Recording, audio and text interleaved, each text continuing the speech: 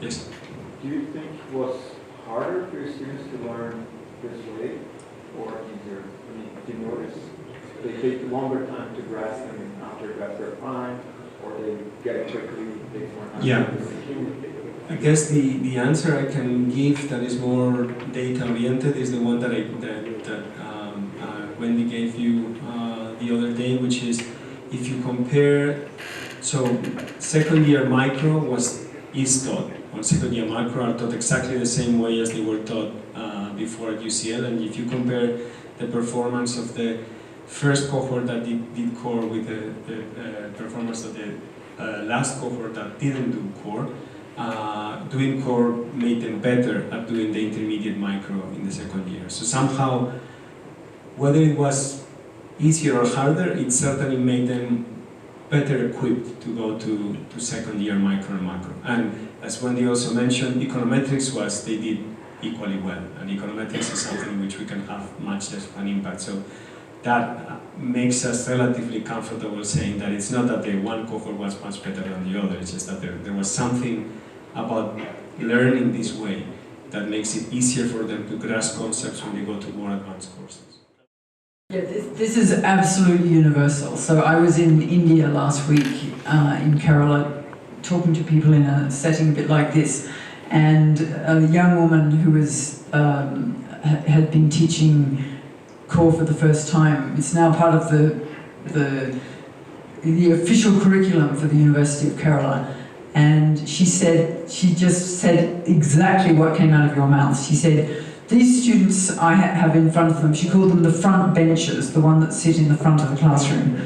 And they were the ones that had all done extremely well in their high school economics. They'd studied economics for 2 years and they thought they knew everything.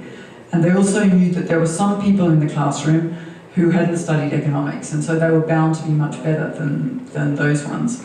And they really get quite upset because they think that they really know what they're going to be taught in the first course at university. And so I think kind of it's sort of the charm offensive with them. In other words, you have to kind of intrigue them by playing games, giving them some new things to think about, and helping them to just let go. They've got to let go. And the way that the young woman in Kerala explained it is that they had learned their economics, the supply and demand economics, also in a very rote learning fashion, very sort of algorithmic. They knew how to solve particular problems, and they didn't think much at all. And now they were really being forced to think. And so it's persuading them that thinking is actually more fun than just learning things off by heart. That's also part of the kind of charm offensive that you need for those students who've come in with having done quite a bit of high school economics. Actually, also the thing that sometimes happens is the teachers of the following courses, micro, macro, they come to me saying, okay, but you already taught this, right? So they are expecting to teach something new. I don't know, the guys in intermediate macro are going to introduce game theory or Nash equilibrium. So they already know that. So they're actually kind of surprised that they already seen things that in the first year, in the first course, that otherwise they would have seen. No? So later courses are teach or taught in the traditional way.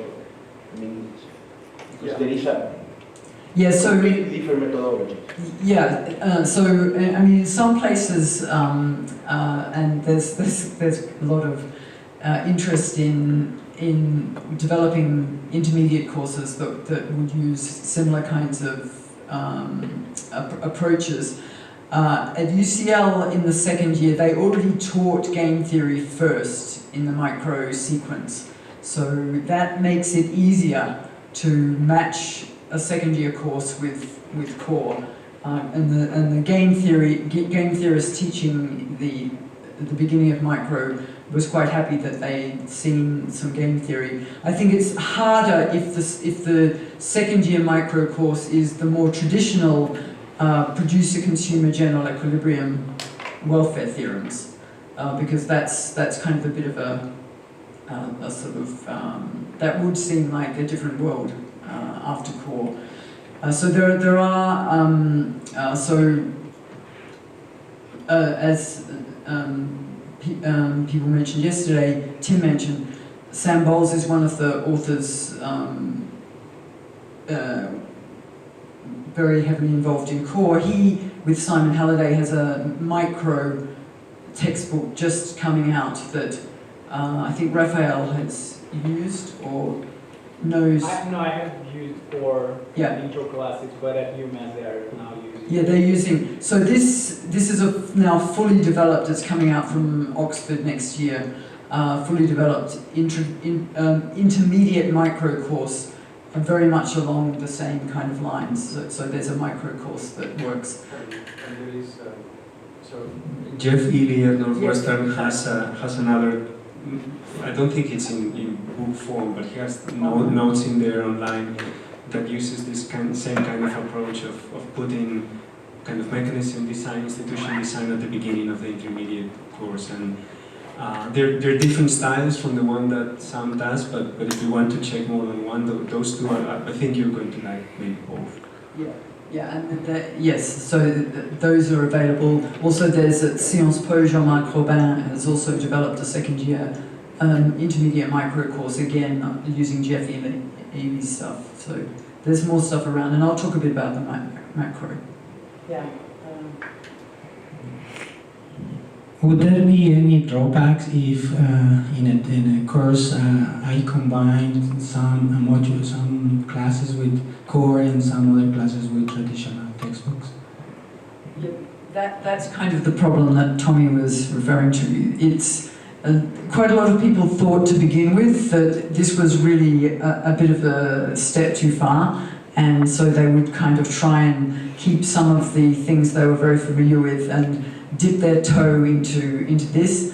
The experience we've had is that doesn't work, and that's not a good idea, and you really want to kind of take the leap and go with it, because as I think should have come through, what we've done is very tightly integrated a new way of teaching, an actor-centered way, moving in this very systematic way, through, as Antonio thinks, but in a sort of mechanism design way of thinking. And if you sort of mix and match, I think you're then liable to confuse students, to make them feel that they're kind of being pulled in two different directions. And especially when you've got these mixed classrooms of some students who've already done quite a lot of economics. You were just mentioning, in addition to Sam's new book, you mentioned another person. Where can we find out about these developments? Well, I mean, I don't know who you referred to. Jeff. Yeah, so Jeff Ely is at Northwestern. Ely is E-L-Y, and if you just look at his webpage, he has all the material in there. And Sam Bowles is going to be a... Yeah. I mean, but it's a good point. I think we should. I think we should have a blog. The core blog is actually a really good place to find this kind of material. There's a lot of interesting stuff on there. Again, it's just on the website. So I think it would be a very good idea, actually, in the next few months for us to do a blog on what comes after core. So why don't we commit to do that? We can ask Jeff and Sam. Jeff and Sam and Jean-Marc, perhaps, and because I think there are different ways of doing it, which are very compatible with core. And some are more application motivated, that's core, Sam's approach. Some are more theory, more like a cleaner theory approach, but they're both consistent with what the students will have learned. Okay, so hi, my name is Paul Rodriguez from Universidad Rosario in Colombia. So my question is regarding courses after introductory economics, for instance with the econometrics, or what?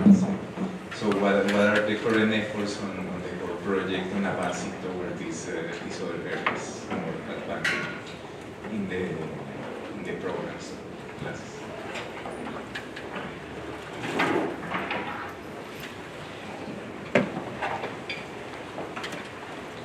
My name is Eduardo from University of Wisconsin-Madison. And from what I saw your presentations, there's this idea of teaching micro and macro together, and how do you reconcile this with the traditional division in universities where they teach them separately and sometimes only micro?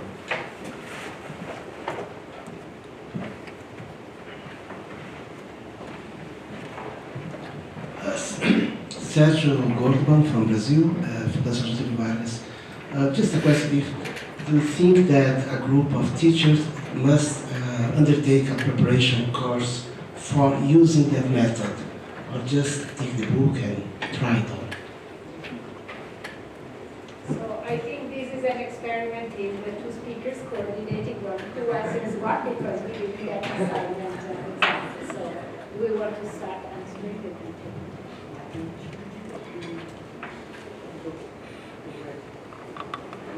Sorry, I just want to get the web up because I think it's really useful for some of these questions. Okay, so let me start just to try, and then I'll do the first, you do the second. Okay. So on econometrics, there is a project within the core project which is called Doing Economics. Doing Economics is all about taking students that are doing empirical projects from the beginning of the project to the end. So it's done in most of the cases both with Excel and R, and it teaches not econometrics, but it teaches applied economics using specific problems and guide them through them. And in many universities they have courses in applied economics, and I think that will be very useful. For the pure theoretical econometrics, I'm not sure we have too much to contribute. But, maybe you have other ideas. Yeah, so it would also be interesting to know your ideas about that. There are certainly people involved in the project on the pedagogy side who have strong views about the way that econometrics should be taught, and so that there's a kind of affinity between some of the new teaching methods that we're using in the teaching of this course, or that we strongly suggest people experiment with, that apply to econometrics. So for example, some of the flipping of the classroom, where students are given tasks to do before they come to class, and then the class is not spent going through proofs, for example, in a sort of classic second year econometrics course, but rather the students do the learning of the proofs and test themselves before class, and then the class is spent much more on applications. So I think it's using the same sort of spirit of bringing students into the world of what doing economics actually means much earlier in their training than often happens with traditional econometrics. The second question was about the integration of micro and macro, and what we do is we build a framework within which the foundations for teaching macro are part of what students learn as they learn about the different actors in the economy. If you're operating in a constrained environment where courses are divided and often the teachers are divided in some sense, so you're a micro person, you're a macro person, and there's a funny story actually of someone who was writing a new principles textbook, and the person writing the micro part of the textbook didn't even know who the person was who was writing the macro part. So that they were really literally two different worlds. I think we've kind of made a conceptual leap in showing how it's possible to prevent this division, but we also have ways of suggesting how to organize it if you're constrained. So we give an outline for teaching if you have to teach a micro course separate from a macro course, and the sort of key link between the two is the way that we teach the labour market and the product market. So the foundations for the macroeconomic model are the labour discipline model of the labour market that Antonio sketched, and the model of monopolistic competition. So we have actors setting prices and setting wages. That comes very naturally in the first part of the course, what would traditionally be thought of kind of micro bundle. But we show how that model can be taken to the aggregate economy and gives you the wage setting and price setting structure that then allows you to derive Phillips curves and move into standard macroeconomic analysis.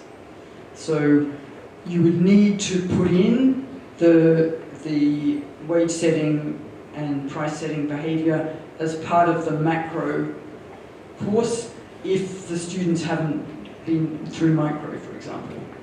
So some people are in situations we know where the micro is still being taught in the old way, but they want to teach the macro using core. And so there are some steps that we set out that allow you to do that. So it's perfectly feasible to continue teaching them separately.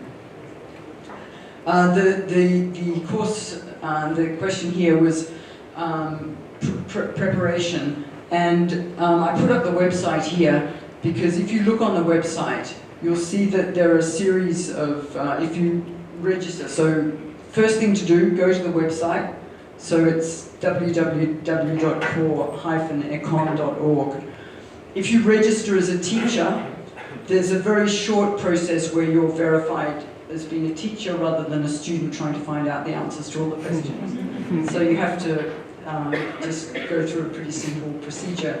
Once you're registered as a teacher, you'll see the teacher's resources, and there are resources like virtual workshops.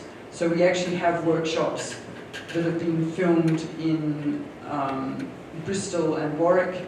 There are different sections so that you can see, for example, how core teaches macroeconomics. So if you can't come to the session tomorrow, the teaching session, you can go to the virtual workshops and very quickly find how does core teach about institutions. Antonia gave you a hint. There are a lot of online resources, even if you don't have access to a kind of face-to-face workshop situation. My name is Adam. I come from the Swedish University of Agricultural Science, and because I come from that university where there are a lot of biologists and ecologists, I wonder what is the place of interdisciplinarity from your perspective and the book's perspective. And I think on that because I studied economics the way I think most of us did, and then I came out as a conventional economist, but then a lot of those misperceptions, if you may, go away or get a little bit less play when you work with biologists and ecologists, and you have to explain what your model really is about. And so I wonder how is that coming in the textbook and also from the perspective of the project.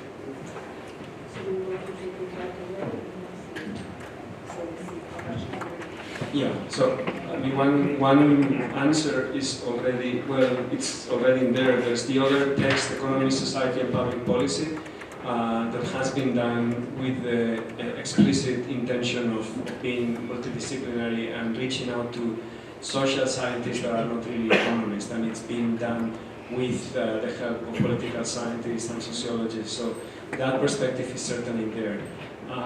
The other perspective that is more from the kind of natural sciences and maybe complex systems and so on, it's not really there, to be totally honest. I would like to do some work on that because I work a lot with complex scientists and I've done work in evolutionary games and so on. So eventually, I mean, these are all collaborative enterprises. So if there's enough interest, if there's a group of us that want to do it, then we can do something else within the context of the project. Yeah, I think the orientation of the project is certainly one of reaching out to other disciplines and recognizing the contribution of other disciplines to economics. So if you just compare those two benchmarks, then you see that if you're going for the right-hand benchmark, then you're inevitably coming up against using the insights from anthropology, sociology, philosophy, because we talk about not just efficiency but also fairness, justice as evaluative criteria. In terms of the physical and biological sciences, the closest or one touching point is in the example that Tim gave, the Arctic sea ice process, and there we're using the scientific model to give us that multiple equilibrium explanation, and it's a scientific explanation that shifts the logistic curve in that case. And one thing we're doing is we're showing that same model being used to model a financial bubble, and their beliefs are what shift the logistic function. So that I think we are giving students the kind of insight that that economics, as it was once called, was called the queen of the social sciences, because its domain was solved political problems. So we're trying to say that the queen can't rule alone. So it shouldn't see its domain as solved political problems, and nor should it be ruling alone without taking into account the other social sciences, but also the biology, physics, and so on.